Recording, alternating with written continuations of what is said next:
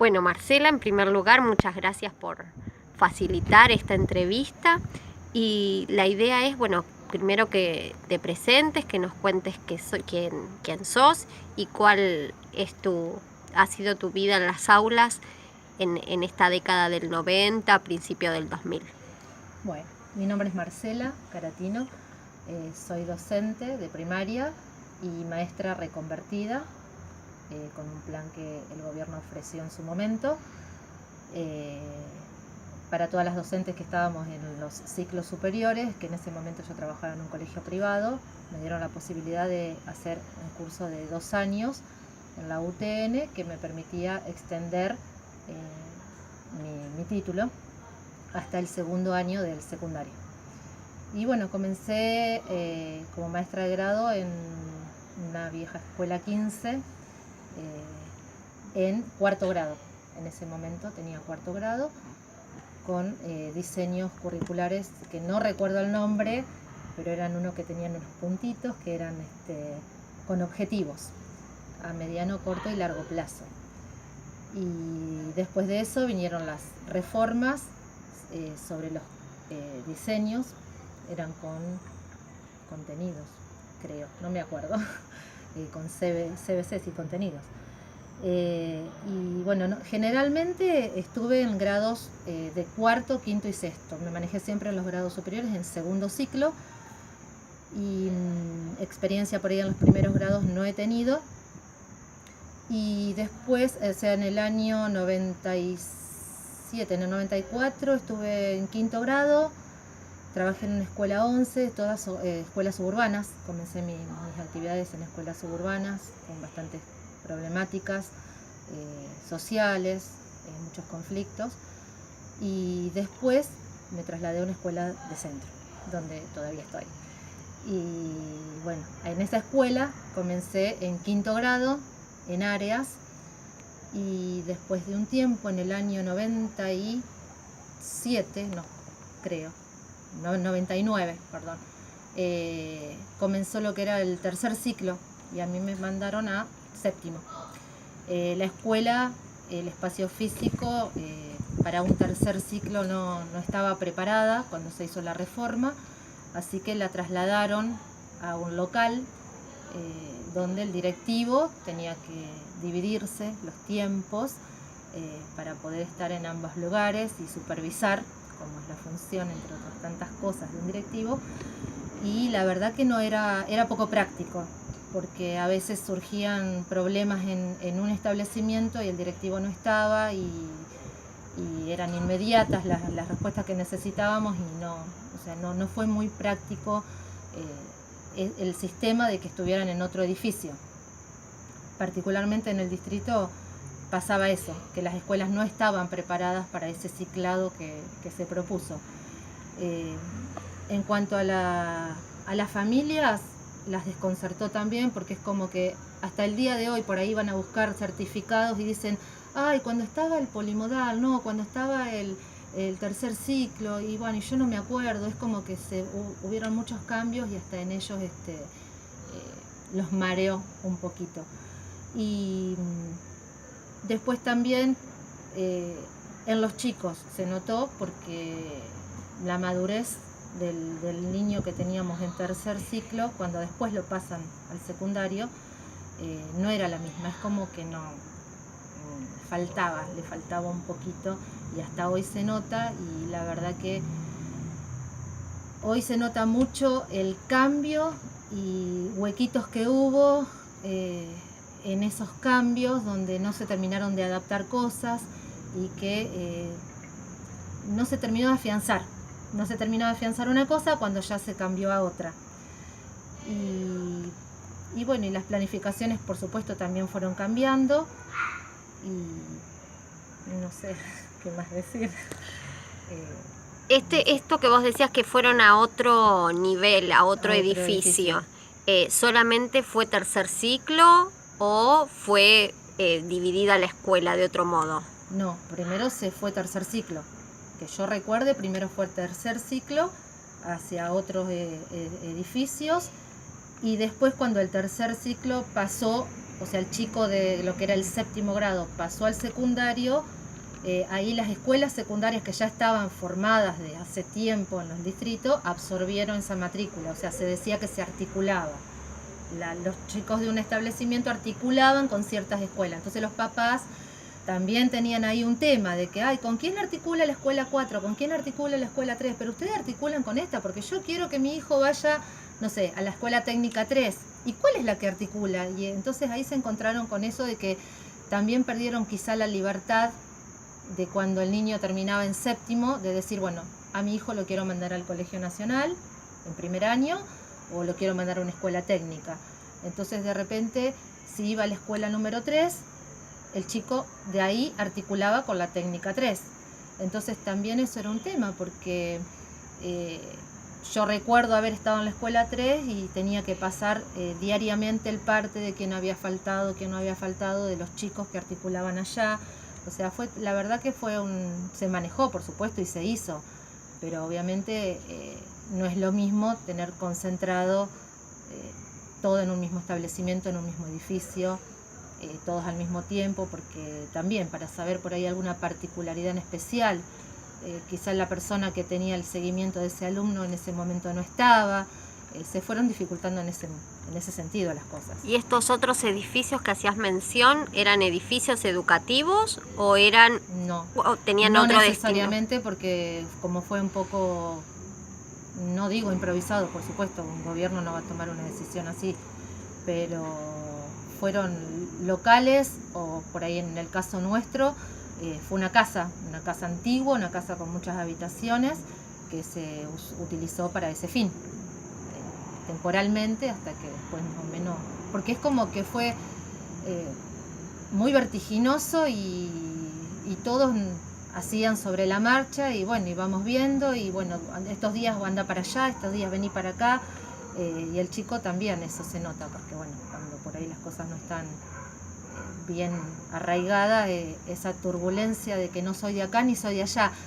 Yo sentía eso, como que el chico no tenía la pertenencia que puede tener un niño de que empieza desde primero, lo que era séptimo, hasta que pasó esto de la reforma, de saber bien a cuál colegio pertenecía.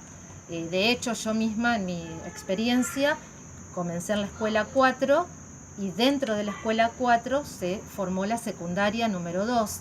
Entonces yo ahí pasé de ser de la escuela 4 a la secundaria 2. O sea, me mantuve en el mismo edificio por una cuestión de que la secundaria 2 estaba en el mismo edificio.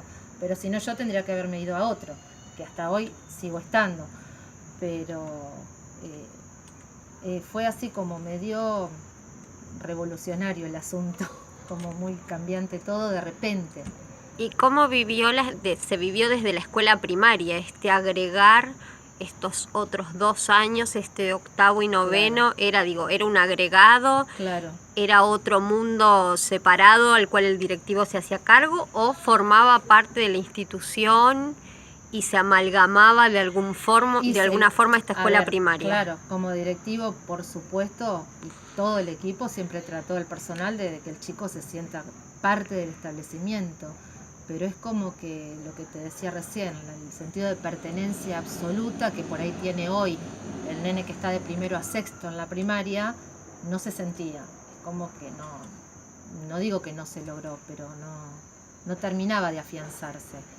Y no todos la terminaban tampoco, es como que se quedaban en el camino también, no lograban terminarlo, que era la finalidad, que se extendiera para que el chico tuviera más perpetuidad en la escuela y no abandonara.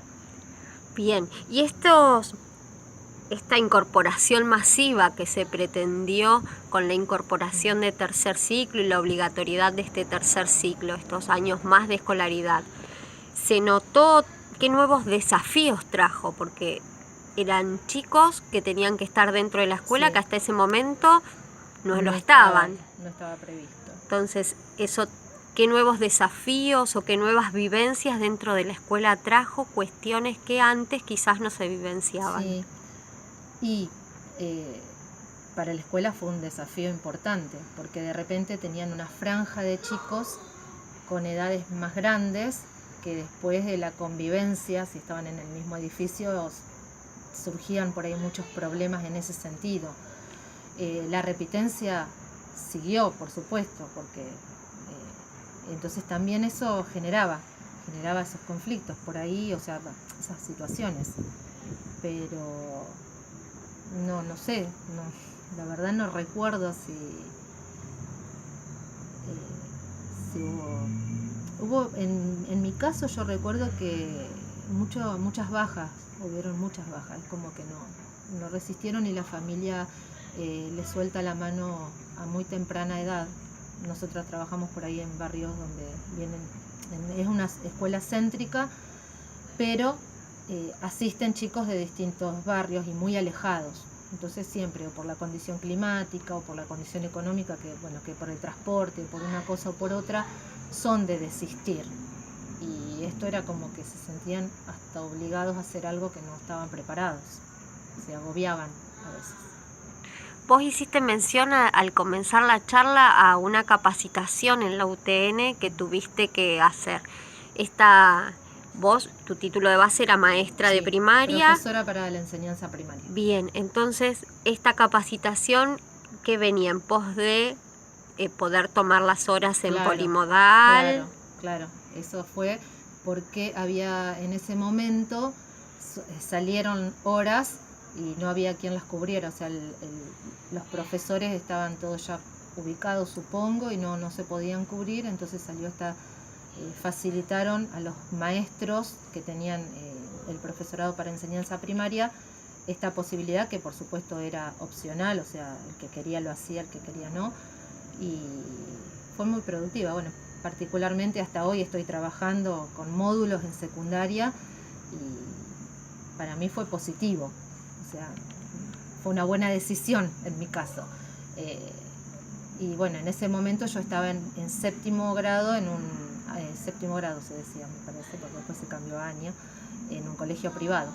Y ahí fue donde yo después me dieron la posibilidad y durante 2 años y un trimestre, creo que fue, tuve esa extensión del título, que en un primer momento era para primer año nada más y después, debido a la demanda, se extendió hasta segundo, primero y segundo. Bien, abarcamos. Y esa capacitación... Somos reconvertidos, no somos profesores, porque también eso tuvo su trastienda, porque también muchos profesores se sintieron tocados y dolidos, como que no, y lo hacían notar, porque por ahí no sos profesora, encima una es como que, bueno, yo al principio seguía con el guardapolvito, entonces como que, qué sé yo, se sintió, o sea, hubo como una cosa, un resentir medio ahí, pero bueno, ya está, yo siempre aclaro, soy maestra reconvertida. Y estas rispideces entonces se hacían notar también. Sí, se hacían notar. Sí, pero no es profesora, pero bueno, son las cosas que pasan en todos lados. Tal cual. Y en esta capacitación tenía que ver con contenidos y con didácticas propias de la matemática, en este caso, en estos años superiores, o también había otros contenidos relacionados con esta nueva política. No, el curso para mí fue productivo, pero como muy elevado para lo que después teníamos que llevar al aula. Porque veíamos temas que eran quizás hasta no te voy a decir universitarios, pero eran temas elevados que después yo sabía que eso no era, pero bueno, había que hacerlo así. Claro.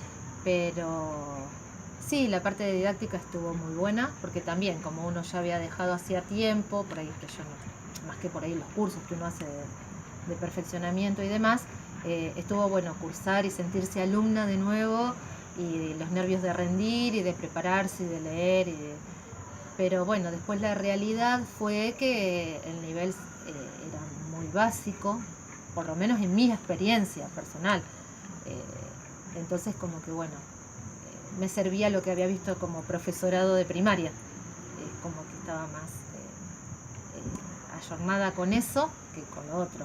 Sirvió un montón, por supuesto. Y también algunos profesores lo hacían, que la verdad no entendí eso, porque ya tenían el título, quizá para refrescar. Mira. Sí. ¿Y recordás si en esas capacitaciones, por ejemplo, cuestiones relacionadas al género ya estaban presentes o son cuestiones que vinieron después con una experiencia más cercana? Sí, no, que yo recuerde, no, la verdad que no sé. Bien, y vos hablabas en un momento de las familias, Sí. ¿no? Como las familias quizás en esta edad adolescente, sobre todo los dejan más solos, Sí. Con todos los cambios económicos y sociales que hubo también en esas Sí, épocas, trajo arraigado ¿qué, mucho eso. qué consecuencias se veían en la escuela? ¿Qué cosas le pedía la sociedad a la escuela y qué cosas la escuela podía dar o no? Sí, sí. Y sí, las familias, no sé, o sea, supongo que todo tiene que ver con todo, pero sí, la parte económica pesaba y bueno, sigue pesando, pero se disgregaron mucho y el chico en la escuela siempre demanda su necesidad de afecto o de contención o material o de alimentos. Y bueno, en la que estábamos nosotros no tenía comedor, pero sí empezaron a dar la copa de leche, por ejemplo, que cuando yo comencé no estaba, entonces se daba y creo que se sigue dando con una merienda y sí, y ahí se notaba mucho y chicos que pedían 2 o 3 veces o si se podían llevar algo a casa. Bueno, el tema de las chicas que trabajan en gabinete, las asistentes, también estar más pendiente del calzado, ya se notaba mucho por ahí las falencias de lo mínimo que el alumno por ahí trae a la escuela, de esas necesidades. Y bueno, y familias que por ahí venían de repente, porque bueno, la escuela, si el padre se siente cómodo, viene y charla y se libera y se sienten contenidos. Y si el grupo humano apoya, ellos buscan mucho en la escuela el refugio. Y bueno, desde la escuela lo que se podía, por supuesto, porque uno hace funciones no solamente de docente, sino también de social y bueno, y afectiva, porque bueno, la escuela es una familia, en definitiva. Y algunos padres están siempre, otros no tanto, pero el chico siempre está primero en todo. Sí, y estas cuestiones, ¿en qué, ante estos requerimientos sociales o económicos y estos cambios y necesidades, en qué lugar quedó lo pedagógico? Se fue yendo un poquito cada vez más alejado, porque muchos de los temas sociales, o sea, todos los temas sociales están involucrados en el establecimiento, por supuesto. Y el trabajo de los gabinetes que por suerte tenemos y funcionaron siempre bien, fue una demanda impresionante, fue creciendo un montón con el tema de lo social, que fue cambiando tanto, se fue incrementando. Los problemas fundamentales que traen los nenes opacaron quizá la rutina cotidiana que uno, no sé, planificaste esto, querés hacerle esto, querés ir para aquel lado, y no, el chico te lleva para donde puede y hace lo que puede, y uno es humano, entonces fue tomando como un primer puesto más los problemas sociales y las carencias que traían, y no es que se fue el tiempo en eso, pero se ocupa mucho más el tiempo, o sea, y quizás más enriquecedor también, porque a veces de ocuparte de ciertas cosas se enseña mucho, porque es ejemplificador por ahí las decisiones que se toman o lo que se hace en conjunto, sale a renacer la solidaridad de los que por ahí más pueden un poquito más con su compañero que puede un poquito menos, pero lleva su tiempito y bueno, no es que quedó en un segundo plano porque se enseña de la misma manera, pero las prioridades cambiaron bastante. Desde la escuela entonces vos sentís que, o al menos en esta escuela donde etapa, vos estabas, igual si bien lo pedagógico quizás estuvo un poco opacado, siguió estando presente, no es que se dejó de lado. No, por supuesto que no, pero de repente venía un chico y lloraba de hambre, o no sé, o venía, no sé, golpeado, porque nos ha pasado, uno no puede mirar para el costado.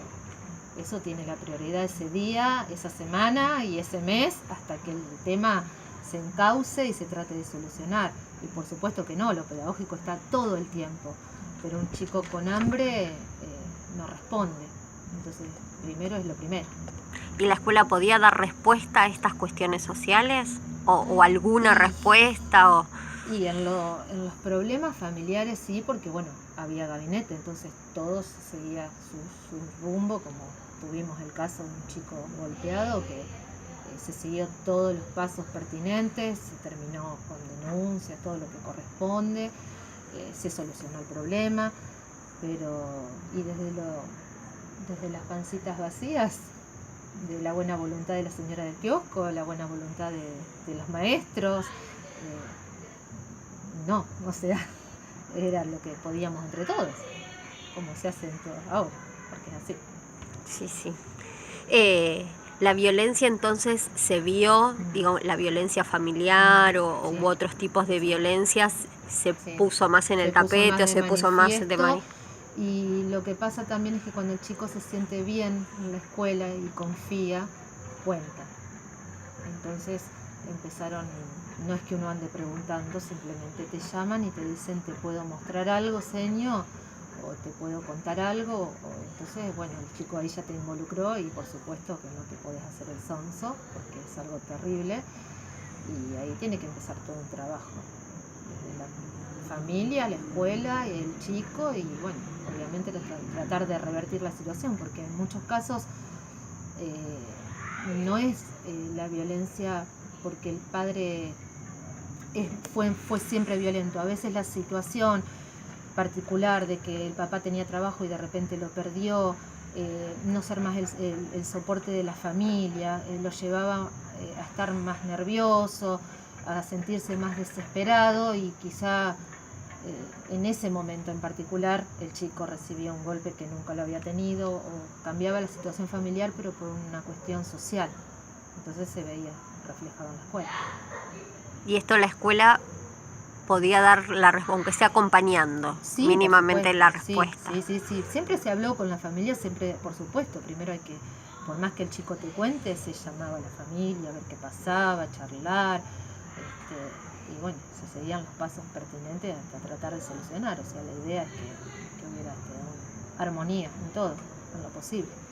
Tratando de recordar esa época, ¿no? Esta época de crisis, esta época donde digo, las familias estaban empobrecidas y uno como laburante, sí, entre comillas, también lo estaba, ¿no?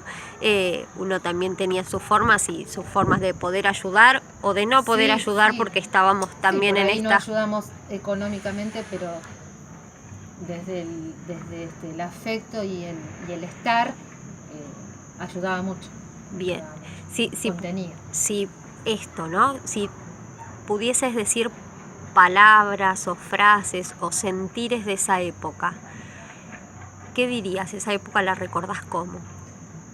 Y fue muy dura, fue muy difícil, fueron muchas cosas juntas y para uno grande tengo en el recuerdo un día que era un griterío la calle y gritaba gente como que no sé, supusimos que había habido un accidente y era que la gente por la calle venía gritando, cierren la escuela, que hay saqueos, que vienen saqueando, que vienen con palos, que vienen...